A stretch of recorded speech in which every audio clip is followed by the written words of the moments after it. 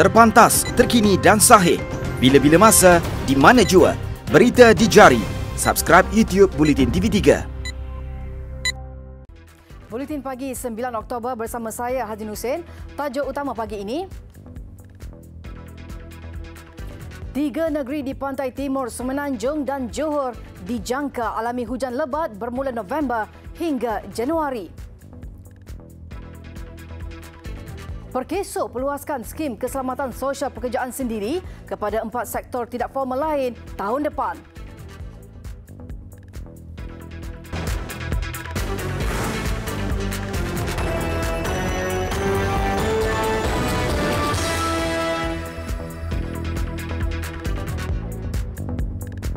Assalamualaikum dan salam sejahtera. 3 negeri di pantai timur Semenanjung dan Johor dijangka mengalami 4 hingga 6 episod hujan lebat bermula awal November hingga Januari depan. Ketua Pengarah Jabatan Meteorologi Malaysia, Jailan Simon berkata, ketika musim monsun timur laut itu berlaku, negeri berkenaan dijangka menerima peningkatan jumlah hujan sehingga 40%. Katanya, monsun timur laut antara November hingga Mac biasanya hujan akan bermula di Kelantan dan Terengganu pada November hingga Disember. Lazimnya, secara purata, kedua-dua negeri ini menerima hujan antara 300 hingga 650 mm sebulan berbanding bulan biasa hanya 200 hingga 300 mm. Bagi Pahang dan Johor pula, hujan lebat akan berlaku pada Disember hingga Januari dengan hujan antara 200 hingga 600 mm. Episod hujan lebat dijangka berlaku di Sarawak pada Januari hingga Februari dengan purata 300 hingga 700 mm sebulan pada musim tengkujuh. Buat masa ini, pihaknya tidak menjangkakan hujan luar biasa yang boleh menyebabkan banjir besar berlaku. Bagaimanapun, pihaknya sentiasa membuat pemantauan dari semasa ke semasa. Dalam pada itu, beliau turut menasihati orang ramai agar sentiasa peka dengan keadaan semasa dan amaran yang dikeluarkan pihak berkuasa. Bagi penduduk yang tinggal di kawasan rendah dan sering dinaki air, dinasihatkan bersiap sedia lebih awal menjelang musim tengkujuh. Pertubuhan Keselamatan Sosial Perkeso akan memperluaskan skim keselamatan sosial pekerjaan sendiri SKSPS kepada 4 sektor tidak formal lain bermula tahun depan. Menteri Sumber Manusia M. Kulasegaran berkata, ia membabitkan sektor pertanian, perikanan, perniagaan sendiri serta penggiat seni yang bekerja sendiri. Katanya, usaha itu akan memanfaatkan dalam kalangan golongan petani dan nelayan. Dokumen bagi perluasan sektor berkenaan sedang dalam penelitian sebelum dilaksanakan oleh pihak kementerian. So, kalau ada participation 100%, agriculture sector, all sectors can be involved. And my dream is every person in the country must be a SOCSO contributor. I hope in time to come we can make it compulsory lah. Yang tu belum lagi lah, sekarang a bit voluntary. Ketika ini, SKSPS hanya dikuatkuasakan terhadap pemandu teksi, kereta sewa, e-hailing dan pemandu bas dengan jumlah keseluruhan 54,130 orang pencarum. Beliau berkata demikian sempena majlis sambutan Deepavali, anjuran Perkeso di kampus MySkill Foundation, Selangor. Dalam majlis sama, Perkeso turut menjalankan tanggungjawab sosial korporat CSR mereka dengan menyampaikan sumbangan kepada 32 penerima terdiri daripada ibu tunggal, anak yatim dan orang berinsurans yang hilang upaya kekal. Helah kononnya membawa minyak pelincir tidak menjadi apabila 3 lelaki warga Thailand akhirnya ditahan bersama 2 kontena minuman keras pelbagai jenama. Suspek berusia antara 31 hingga 59 tahun itu ditahan pada Khamis lalu bersama arak dengan nilai keseluruhan termasuk anggaran cukai lebih 3.2 juta ringgit. Kenderaan itu dipintas Jabatan Kastam Perlis sebaik melepasi pintu sempadan Kompleks Immigration, Kastam Kuarantin dan Keselamatan ICQS Padang Besar. 2 kontena dipercayai dari Bangkok, Thailand, masing-masing membawa sebanyak 20,888 liter minuman keras jenis bia dan 11,413 liter whisky. So, apa yang dia beri pada kita ialah borang tersebutlah, dan kita tengok borang itu mengikrarkan sebagai minyak pelincir. Itu yang saya sebut tadi, kita dah mendapat maklumat daripada orang awam. So kita tarik dia mari sini untuk siasatan, dan sudah sampai sini memang terbuktilah dalam kedua-dua kontena itu mengandungi minuman keras. Berikutan itu, Kastam turut menahan seorang lagi lelaki tempatan berusia 33 tahun kerana disyaki ada kaitan dengan sindiket penirupan itu. Keempat-empat suspek ditahan reman selama 15 hari hingga 17 dan 22 Oktober ini. Kes disiasat mengikut Seksyen 135 Akta Kastam 1967. Rampasan minuman keras ini adalah yang terbesar di Perlis sejak 2018. Seorang polis wanita menjadi bidan menyambut kelahiran bayi lelaki oleh seorang wanita warga Indonesia dalam teksi ketika dalam perjalanan menuju ke hospital petang semalam. Tindakan pantas anggota polis terbabit mendapat pujian dan menjadi tular di media sosial. Dalam satu kenyataan, Ketua Polis Daerah Ceras Asisten Komisioner Muhammad Mohsin Muhammad Zun berkata, anggota polis Lance Corporal N. Komati, 27 tahun, sedang bertugas di Pondok Polis Terminal Bersepadu Selatan TBS Ceras sebelum wanita sarap mengandung datang ke pondok polis itu kira-kira jam 3.40 petang dan memaklumkan dia dipercayai mahu bersalin. Anggota polis ini kemudian nekat membawa wanita warga Indonesia itu menaiki teksi ke Hospital Chancellor Tuanku Mukris. Ketika dalam perjalanan ke hospital, wanita itu melahirkan bayi lelaki seberat 3.7 kg.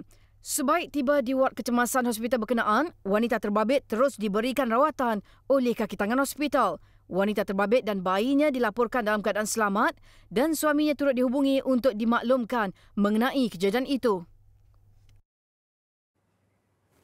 Jabatan Penjara Malaysia menafikan dakwaan seorang banduan akhir dipukul ketika tidur serta dilarang membuat laporan polis minggu lalu. Ketua Pengarah Jabatan Penjara, Datuk Seri Zulkifli Omar, sebaliknya berkata banduan terbabit bertindak agresif ketika pemeriksaan rutin oleh pegawai penjara dan didapati memiliki barang terlarang tembakau seberat 163 gram. Katanya banduan terbabit cuba menghalang tugas pegawai penjara daripada merampas bahan terlarang berkenaan. Sehubungan itu berlaku sedikit pergelutan dan perselisihan faham. Jabatan Penjara turut menafikan banduan berkenaan dilarang membuat laporan polis seperti didakwa di media sosial. Jelasnya kejadian berlaku pada 2 Oktober lalu. Awalnya banduan berkenaan enggan membuat laporan polis. Namun 2 hari selepas kejadian, dia membuat laporan polis di Ibu Pejabat Polis Daerah IPD Sungai Buloh dan kini masih dalam siasatan pihak polis.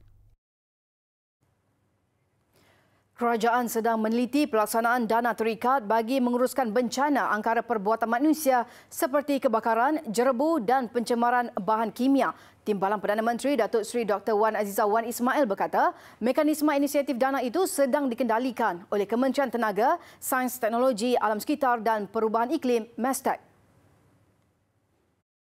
Kita fikirkan kalau nak membersih tu, mereka mestilah bertanggungjawab siapa yang telah membuat tu. Kalau semua tak mengaku, at least dia mengambil bahagian untuk memperbaiki keadaan. Tambahnya, pelaksanaan dana itu akan mendorong pemilik industri untuk bertanggungjawab. Ia termasuk membiayai kos operasi, menguruskan dan usaha memulihkan bencana yang berlaku. MESTEC meneliti aspek perundangan berkaitan selain kaedah bagi pihak industri boleh menyumbang dalam pengurusan bencana negara.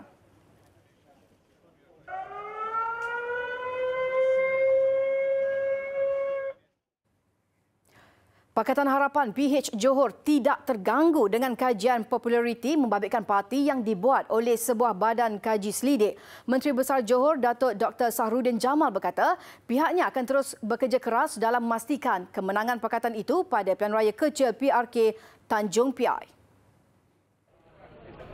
Datuk Dr. Sahrudin yang baru sahaja dilantik sebagai pengarah jentera PH bagi pilihan raya itu berkata pihaknya berpeluang untuk sekali menerima mandat di kerusi parlimen kawasan itu.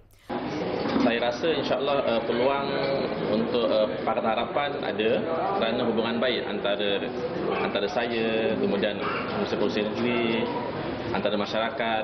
Jadi dan kita juga telah mencapai 10 janji manifesto kita kan.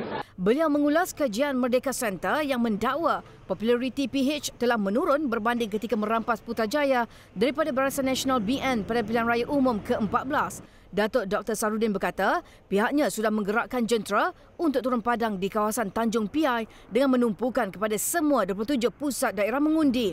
Beliau juga akan menumpukan sepenuhnya tanggungjawab di kawasan terbabit setelah diberi amanah bagi pilihan raya kecil itu. Penamaan calon dijadualkan 2 November ini, manakala hari pengundian pada 16 November.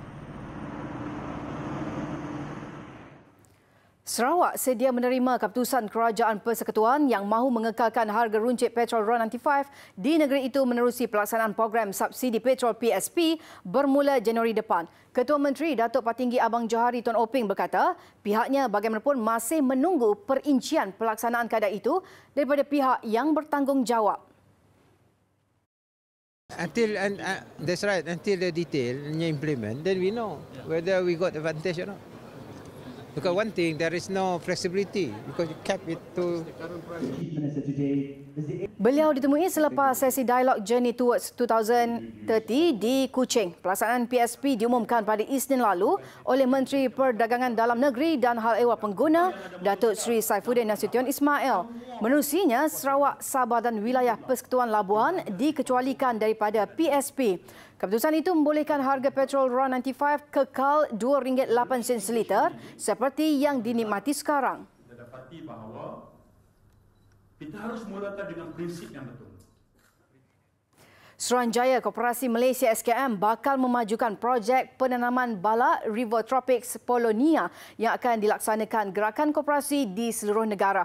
Pengerusi eksekutifnya, Datuk Nordin Saleh berkata, projek di bawah sektor peladangan dijalankan mampu memberi sumbangan signifikan kepada ekonomi negara. Ujarnya, tanaman itu mula diusahakan di negara ini pada 2016 dan sehingga kini anggaran keluasan tanaman River Tropics Polonia adalah seluas 809 hektar. Ia mewujudkan industri hiliran dalam pembuatan perabot, terompah dan produk makanan untuk haiwan ternakan. Signifikannya, ia merupakan satu produk, resources, dan juga ini banyak orang tak perasan ini sebagai satu solution penyelesaian kepada masalah yang besar berkaitan dengan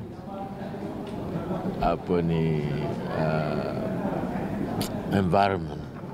Beliau ditemui selepas majlis memeterai perjanjian dan memorandum persefahaman usaha peladangan hutan River Tropics Polonia antara koperasi. Katanya, sektor peladangan oleh gerakan koperasi telah menyumbang kepada RM1.22 bilion pada tahun lalu.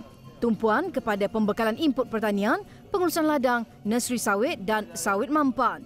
Katanya, jumlah itu dijangka akan lebih meningkat jika projek tanaman balak River Tropics Polonia ini dapat dilaksanakan oleh koperasi.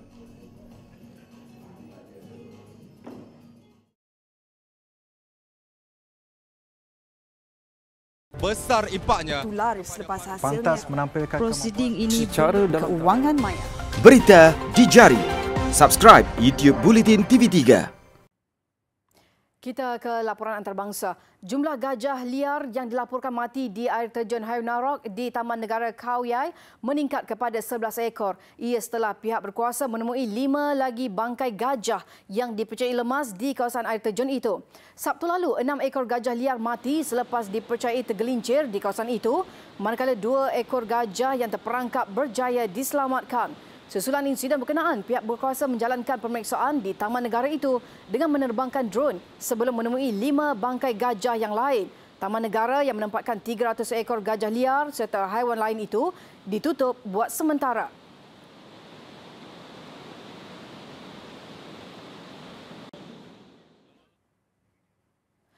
Polis daerah Riau di Indonesia menahan seorang pengurus perusahaan sawit PTSSS berhubung siasatan kes kebakaran hutan di daerah itu. Ia selepas siasatan dilakukan ke atas perusahaan terbabit yang sebelumnya dinamakan sebagai suspek yang bertanggungjawab dalam kebakaran hutan di Riau tahun ini.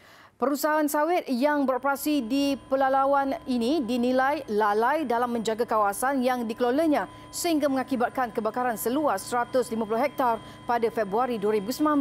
Kebakaran di tanah gambut di Kalimantan dan Sumatera tahun ini telah mengakibatkan wilayah terlibat diselubungi asap sehingga Riau diisytiharkan darurat akhir bulan lalu apabila kualiti udara dicatatkan melebihi 500. Sehingga 30 September lalu, 11 syarikat perusahaan dan 325 individu ditetapkan sebagai suspek kebakaran terbuka di kedua wilayah itu.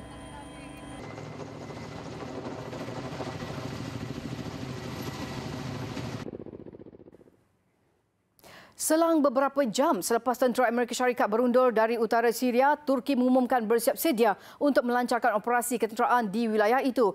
Presiden Turki Recep Tayyip Erdogan mengancam untuk menyerang kumpulan militer Kurdis pada bila-bila masa tanpa amaran. Terdahulu, Amerika Syarikat mengumumkan pengunduran antara 50 hingga 100 anggota tenteranya dari utara Syria. Ujar Presiden Donald Trump, kos untuk terus menyokong militer Kurdis yang dianggap Washington sebagai sekutu dalam perjuangan menentang militan Daesh di wilayah itu adalah terlalu tinggi. Keputusan itu sekaligus dianggap sebagai memberikan lampu hijau kepada Turki untuk menyerang unit pelindungan rakyat Kurdis YPG. Erdogan berulang kali mengancam untuk menyerang militer Kurdis di utara Syria berikutan hubungan kumpulan itu dengan puak pemisah di Turki. Menteri Pertahanan Turki menyatakan kesediaan pihaknya untuk melancarkan operasi bagi mewujudkan zon selamat pada jarak 32 km di sepanjang sempadan Syria. Ia bagi membolehkan kira-kira 2 juta pelarian Syria kembali ke negara asal. Trump walau bagaimanapun memberikan amaran kepada Ankara agar tidak mengambil tindakan yang keterlaluan. Malah Trump melalui ciapan Twitternya mengancam akan menghancurkan ekonomi Turki sekiranya tidak mengendahkan amaran yang dikeluarkan.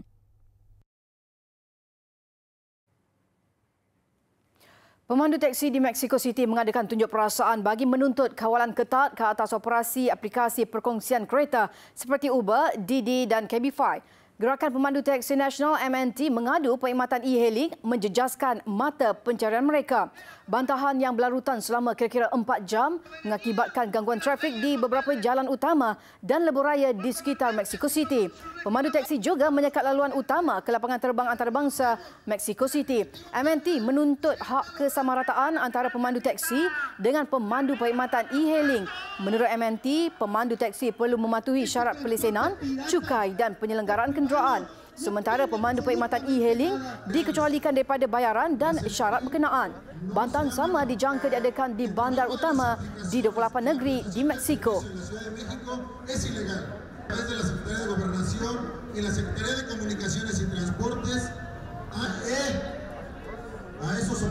Besar impaknya.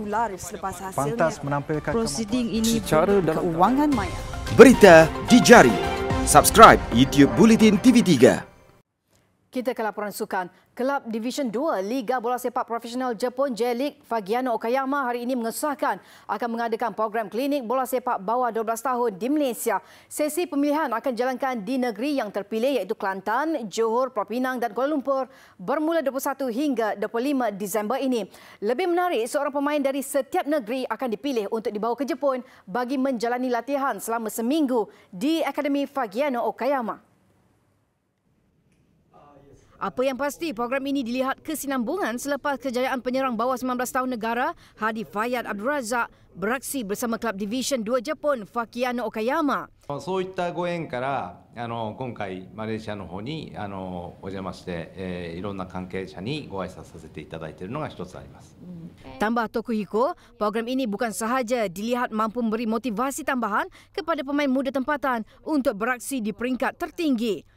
それはハディに限らず他の選手も含めて、リーグ戦のもうちょっと結果を見てそれから決めることになります。 Sementara itu, perkembangan terbaru Hadi Fayad Abdul Razak, kontrak penyerang kelahiran Perak itu bersama Fagiano Okayama bakal tamat pada Disember ini.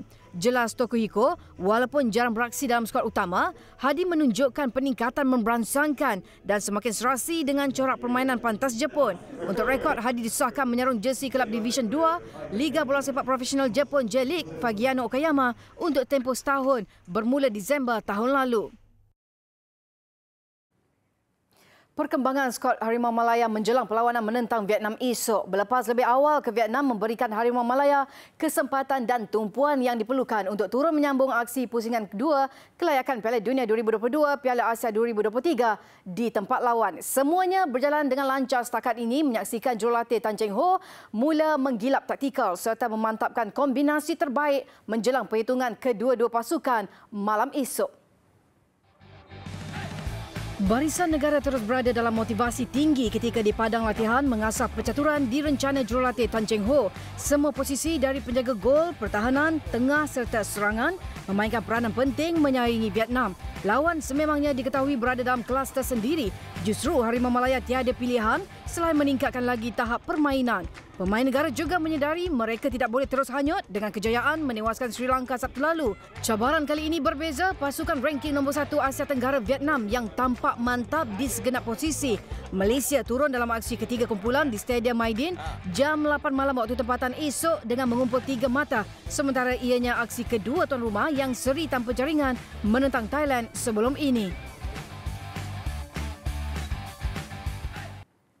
Bekas bintang bola sepak Bayern Munich dan Manchester United Bastian Schweinsteiger mengumumkan persaraannya sebagai pemain bola sepak. Kenyataan dari bekas kapten pasukan Jerman itu dibuat di laman Twitter miliknya lewat malam tadi. Pemain berusia 35 tahun itu menggantung boot ketika pasukannya Chicago Fire gagal ke playoff Liga Amerika Major League Soccer. Schweinsteiger telah membuat penampilan bersama Bayern Munich sebanyak 500 kap termasuk memenangi 8 gelaran Bundesliga dan Liga Juara-Juara pada tahun 2013. Dia kemudian berhijrah ke Manchester United dan kemudian ke Liga Amerika bersama kelab Chicago Fire. Penampilannya bersama pasukan Jerman juga antara yang diingati apabila membantu Jerman memenangi Piala Dunia pada tahun 2014. Sejurus selepas pengumuman persaraannya di media sosial, jurulatih Jerman Joachim Löw mempelawa pemain tengah itu menyertai staf kejurulatihannya. Untuk itu, sekian paparan Buletin Pagi. Terus ikuti platform digital dan media sosial Buletin TV3 untuk pelbagai perkembangan berita terkini. Saya Adin Hussein, salam hormat dan Assalamualaikum.